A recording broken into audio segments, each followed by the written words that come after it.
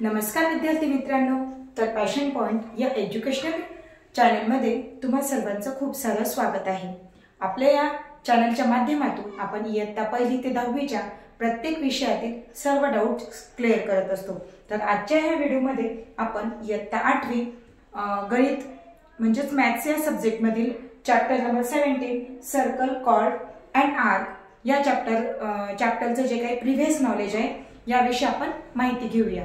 तर त्याआधी तुम्ही आपल्या चॅनलवर नवीन असाल तर आपल्या चॅनलला सबस्क्राइब करा, जेणेकरून तुम्ही कोणत्याही वर्गात असाल, अगदी इयत्ता 1ली पासून अगदी नर्सरी पासून तर इयत्ता 10वी पर्यंत कुठल्याही वर्गात असाल तर त्याविषयीचे प्रत्येक विषयाचे तुमचे जे काही डाउट्स आहेत आपण आपल्या चॅनलच्या माध्यमातून दूर करत असतो। तर तुम्हाला कोणत्या विषयाबद्दल किंवा कोणत्या टॉपिक विषयी डाऊट आहे ते तुम्ही मला कमेंट सेक्शन मध्ये नक्की सांगायचं आहे।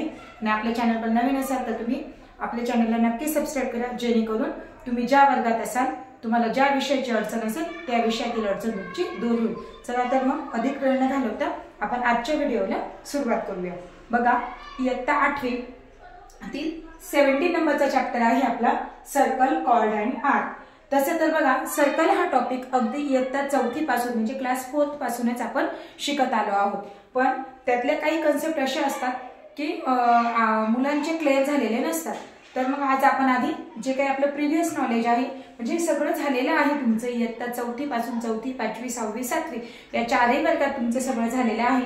तरी पण प्रॅक्टिस सेट 17.1 सॉल्व करण्याच्या आधी यातलं जे काही प्रिव्हियस नॉलेज आहे हे जर आपल्याला क्लिअर असेल, जर आपला बेस क्लिअर असेल तर आपल्याला पुढचे सम्स सोडवता येतील। त्यासाठी आपण आधी हे सगळं क्लिअर करूया।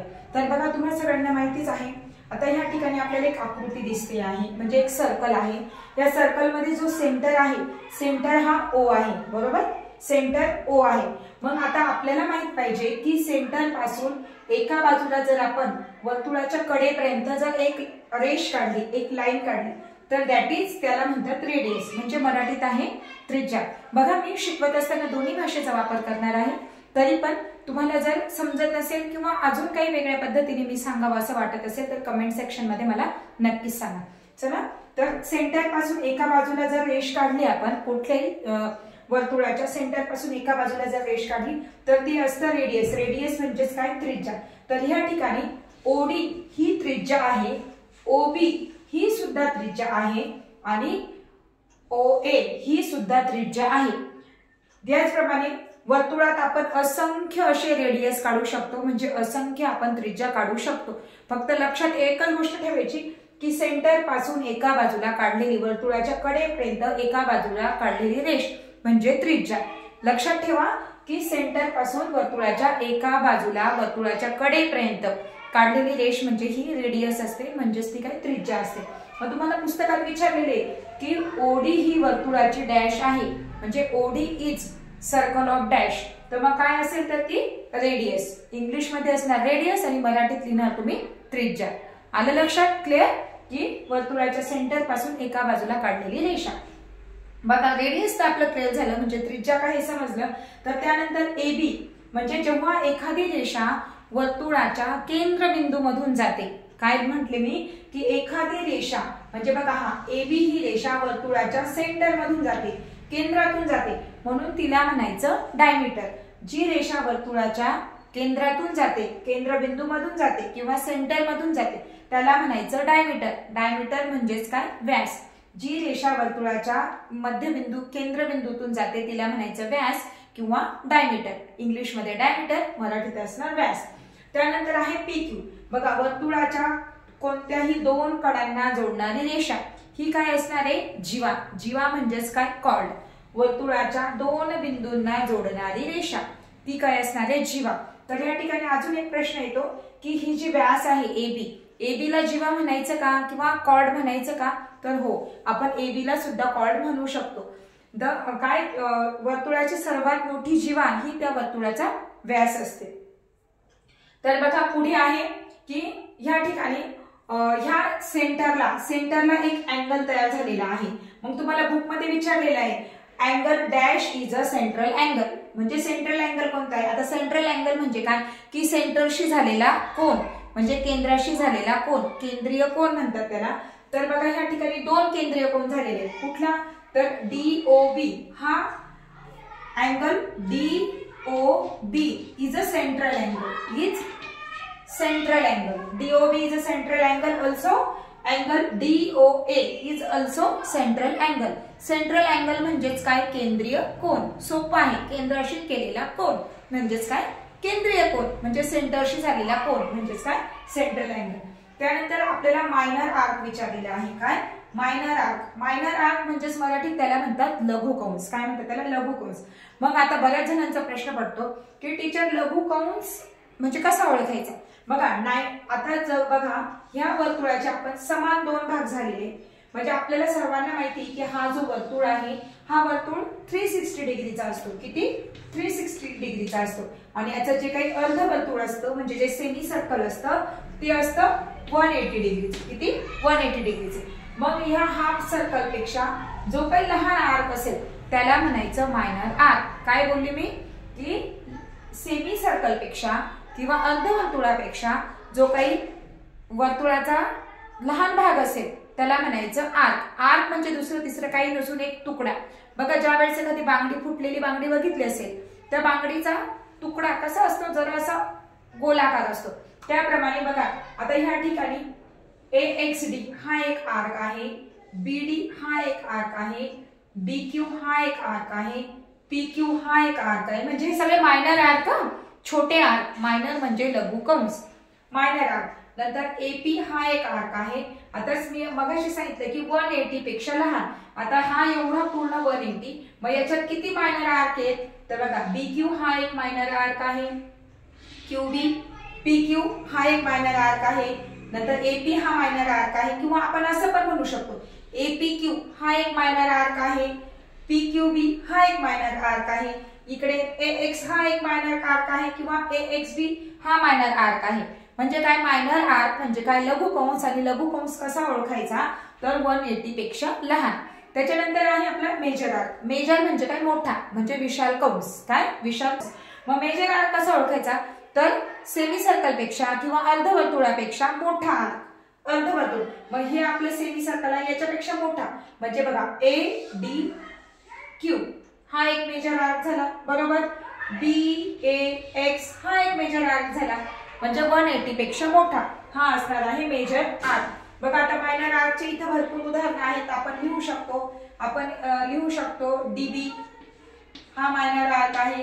त्यानंतर आपण BQ अशा आपण खूप सारे मायनर आर्क लिहू शकतो. त्याप्रमाणे मेजर आर्क म्हणजे काय? की अर्धवर्तुळापेक्षा मोठा म्हणजेच सेमी सर्कल पेक्षा मोठा. आपण लिहूया की ADQ. काय लिहिणार आपण? ADQ. त्यानंतर आपण अजून एक विशाल विशाल कंस म्हणजेच मेजर आर्क लिहू DQP. काय लिहिणार आपण? DQP. अशा पद्धतीने आपण खूप सारे ह्या वर्तुळाला बघून किंवा ह्या सर्कलला बघून आपण खूप सारे मेजर आर्कची सुद्धा उदाहरणं लिहू शकतो. तर सेमी सर्कल म्हणजेच काय? की अर्धवर्तुळ. आताच मी सांगितलं सेमी सर्कल म्हणजे जेव्हा वर्तुळाच्या मध्यातून रेष जाते त्यावेळेस जो एक दोन भाग तयार होतात त्याला आपण सेमी सर्कल म्हणूया. त्याबद्दल जास्त काही सांगण्याचा कारण हे बघा सेमी सर्कल अर्धवर्तुळ, वर्तुळाचा अर्धा भाग तो असणार आहे आपला सेमी सर्कल आर्क. मग सेमी सर्कल आर्क कोणता आहे? इथं बघा ADB. काय आहे? ADB. आणि ह्या बाजूने BQA. काय? तर BQA. अशा पद्धतीने आपण लिहू शकतो. त्यानंतर एक सगळ्यात महत्त्वाची गोष्ट म्हणजे हे की आताच आपण सेंट्रल अँगल विषयी बोलत होतो. बघा एक गोष्ट की जे इयत्ता 7वीला झालेलं आहे पण मला ते खूप महत्त्वाचं आहे, ते तुम्हाला इथून पुढे इयत्ता 8वीत तर आहेच, 9वीत 10वीत किंवा तिथून पुढच्याही मॅथ मध्ये असणार आहे. म्हणून मी परत एकदा क्लिअर करते की केंद्राशी केलेला कोन हा सेंट्रल अँगल असतो, सेंटरशी केलेला. आणि यामध्ये सेंट्रल अँगल आणि त्याच्याशी रिलेटेड आर्क हे समान असतात, इक्वल असतात. कसे असतात ते? इक्वल असतात. म्हणजे ते कसे असतात? समान असतात. म्हणजे सपोज हा जर अँगल DOB जर 40 डिग्री असेल तर त्याच्याशी रिलेटेड आर्क सुद्धा 40 डिग्रीचाच असणार. आलं का लक्षात? सेंट्रल अँगल जेवढा असतो तेवढाच त्याच्याशी रिलेटेड आर्क असतो. मग तुम्हाला पुस्तकात प्रश्न दिलेला आहे की measurement of arc DB is equal to काय, measurement of arc DB is equal to measurement of angle DOB, measurement of angle DOB. परत एकदा जाणीवपूर्वक लक्ष द्या की सेंट्रल अँगल आणि त्याच्याशी रिलेटेड आर्क हे इक्वल असतात. त्याप्रमाणे ह्या ठिकाणी सुद्धा एक दुसरा अँगल तयार झालेला आहे डीओए. हा सुद्धा सेंट्रल अँगल आहे आणि हा सेंट्रल अँगल जेवढा असणार आहे तेवढाच हा त्याच्याशी रिलेटेड आर्क असणार आहे, म्हणजे AXD is equal to angle DOA. आलं लक्षात? तर बघूया पुढे की measurement of arc DAB is equal to 360 minus, म्हणजे बघा आपल्याला कसलं मेजरमेंट लिहायचंय DAB चं. बघा DAB बघा हा असं इथून बघा हे सगळा हा पूर्ण DAB आहे. या DAB चं माप कसं असणार आहे बघा, पूर्ण वर्तुळ असणार आहे 360 मधनं जर आपण अँगलने सॉरी आर्क असेल इथं एकदा बघून घ्या. जर ह्या 360 मधनं आर्क DB जर मायनस केला, काय DB जर मायनस केला तर आपल्याला आर्क DAB चं माप भेटून जाईल.